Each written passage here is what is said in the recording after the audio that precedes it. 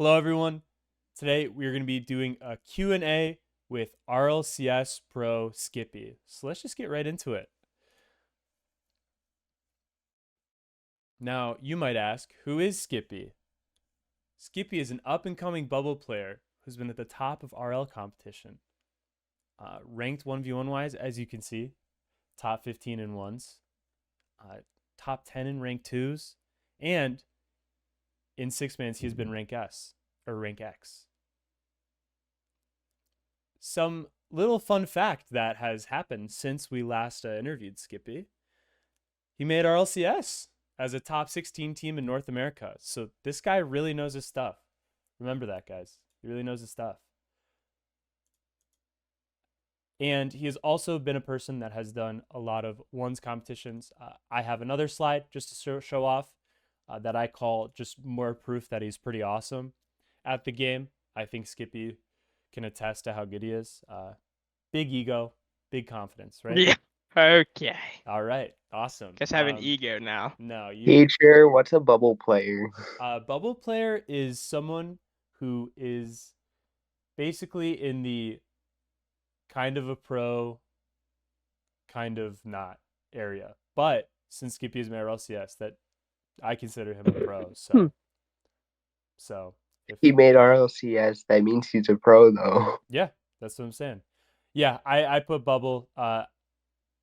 It's a very fluid definition, so it can be whatever you think. But Skippy's a real pro, and you can tell by his Liquipedia page right here. You actually, to get a Liquipedia page, have to earn a certain amount of points, and Skippy with his placements has done so well that he's been able to earn one. And then we also have his ones prowess here. We have Johnny Boy's salt mine standings that he did for North America a few months ago. And then he's also done things like show matching AJ, which if you guys know who AJ is, he's pretty good at the game too, I would say. So now we're going to get to the Q&A section. I have a few questions, so I'm just going to ask a few of mine. And then if any of you guys have a question, please just say something. So I'm going to start with me, and then we can get to some of the questions. So Skip, first question for you. Yep, I'm ready. Every time you get on Rocket League, I want you to tell me what your first hour looks like.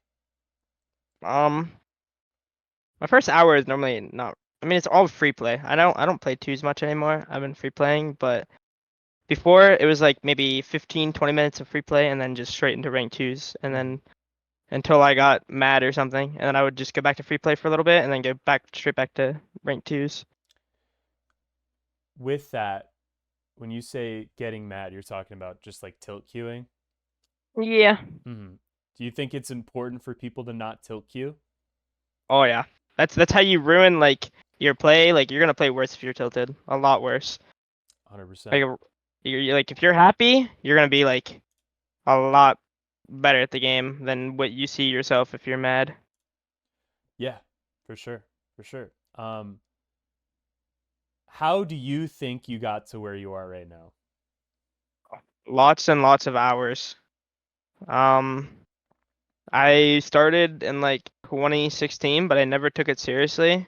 I always wanted to become a freestyler until like free to play came out, and then I realized like my potential and how much, if I kept playing, how high I could get in like the leaderboards and stuff.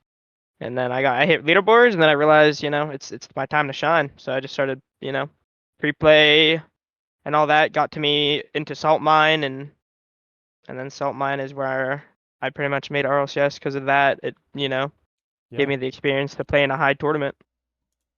All right, I'm gonna ask one more, and then I'll open it up. For you personally, what piece of advice have you heard from a pro player or pro players that really stuck with you? Hold on, let me find this real quick. Okay. Okay. So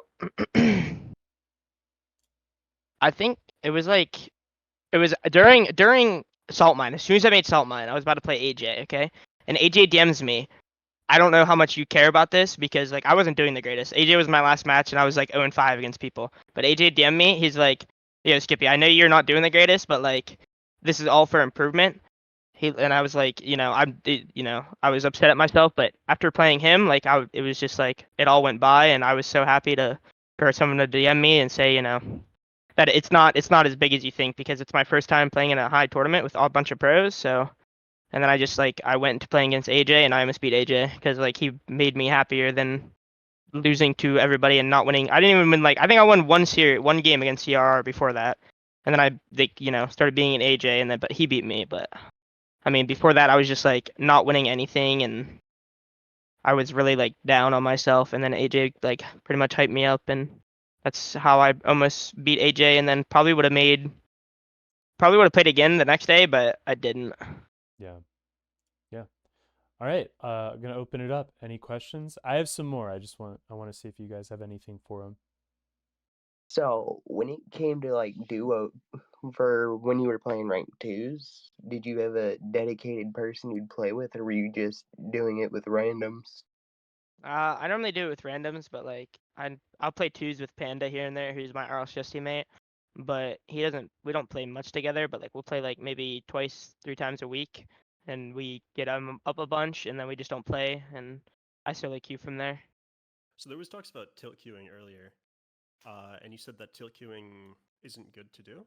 I was wondering, what are your thoughts on what should you do in that space of time?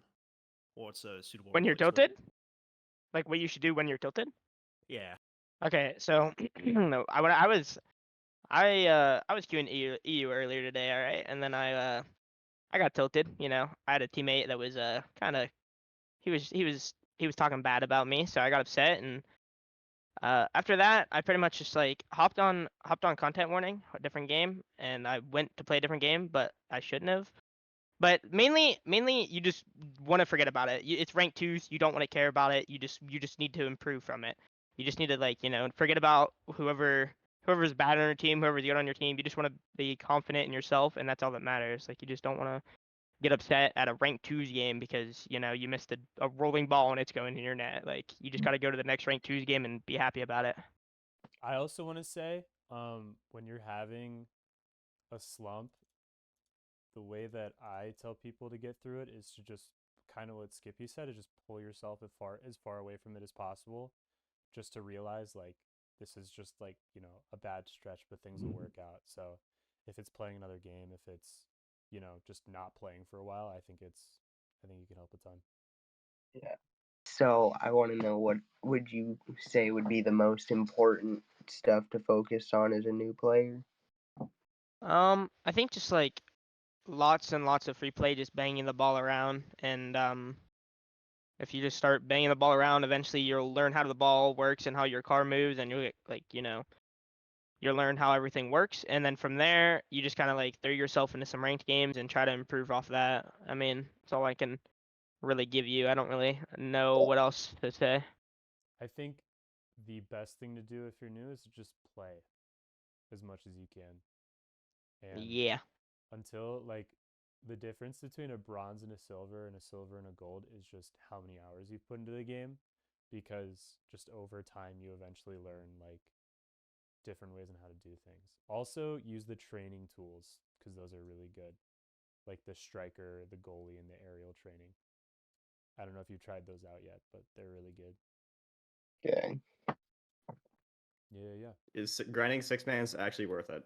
No. All right, fair enough. Thank you very much. Rank twos. That's all you need. All right, Roger that. Yeah, nowadays it is just rank twos. I think That's what NA goes off of. I think B Fair. plus is important to a point, but after B plus, I don't know how much it matters. It doesn't matter. Yeah, there you go. B plus. I promise you, like B plus doesn't matter anymore either. If you do you even know who's in B plus right now, Ben? I've seen some tweets. Yeah, that's exactly All exactly right. my point. All right. Fair enough. Ranked twos or ranked ones? Both.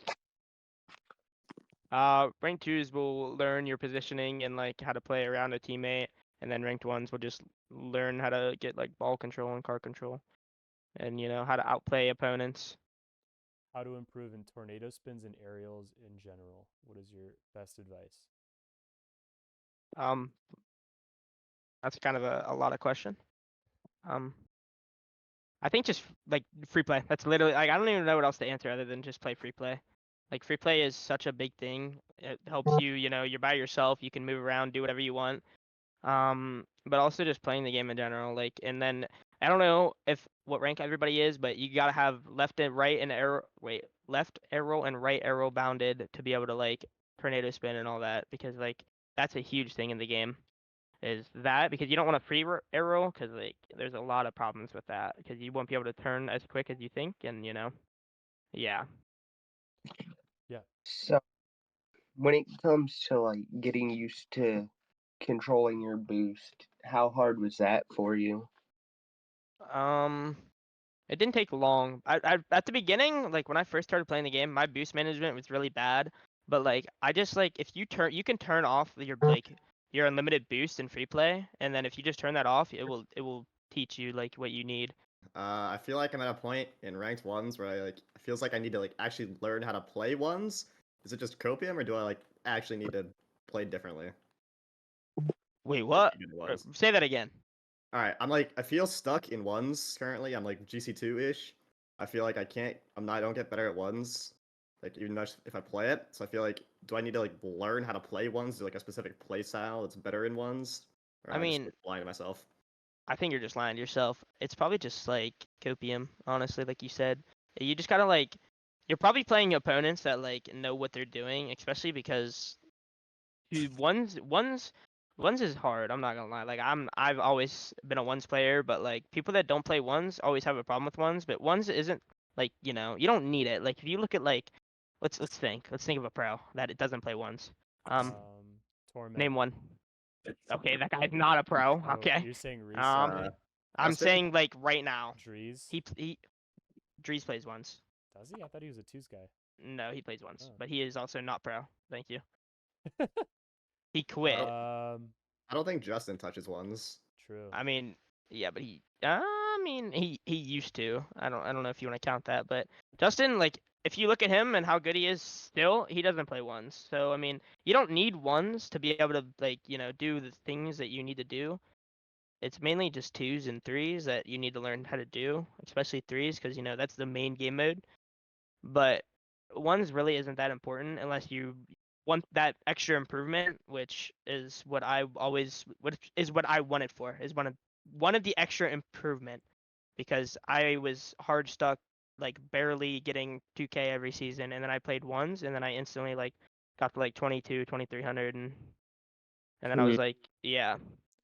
I also I remember, I forget who gave you this advice, Skip, but someone said to stop going in the air so much, and I think that could be. You literally like before when I started playing ones, I would just watch AppJack videos, and like it would literally show me like what I need to do, and then I just tried to copy his playstyle as much as possible, and it worked perfectly. And then I just got up to like 1600 in ones. There you go. Watch AppJack videos. So can you explain your process on like how you learn a new process or tech in games? What do you mean? Like learning a new like So like mechanic? so like say Musty Flick just gets released, how would you go about learning it? Lots just practicing in free play and then going into rank and trying it. Like whenever rapid resets first came out, I was learning them as quick as possible because I knew that they would be good to like get around the ball and get another reset in case you needed to. And that's whenever I started getting really good at them. As I would practice them in free play, and then I went to a game and just I would start scoring everything because I know how to do that, and nobody else really did. And I was the like first one to really figure it out or run up casual or 1v1 somebody and just literally just go for it every time. And like eventually you'll just master it and then you can get it every time. Like I've worked on 45-degree flicks so much that like I can get them like every time. And like that's a huge thing for like ones and stuff like that. Yeah, I also want to plug that I have a video on how to learn mechanics on the YouTube channel for Fit Gamer if you would like to learn more. How do you play so confidently, especially at that high of a level? Okay, so this is gonna sound kind of crazy, but I know that I'm not better than these pros, but going into those lobbies being like I'm better than all these people is instantly like just an instant confident boost. You just got to be able to do that say you're better than all these people, and you'll instantly go from playing horrible to playing good. And I promise you, today I haven't been playing twos, so like I went from GC3 to almost 2K in like a day, and that was literally because I went to this lobbies thinking I'm the best player in this lobby and I'm gonna win this game, and I was able to like get my way out of horrible elo to where I'm normally at, and now I'm back into like the pro lobby. So you literally just have to think about confidence, and you'll go from that into winning every game. Like, how do you adapt to each person Different as you're going? playstyle. Like, Yeah, okay, so I mean, it just all depends. You have to learn. You'll learn the players once you get higher and the playstyles that they have, and you will eventually just get used to playing against that. But everybody has a different playstyle that you will always see. Nobody's gonna have some weird playstyle that you're not gonna see.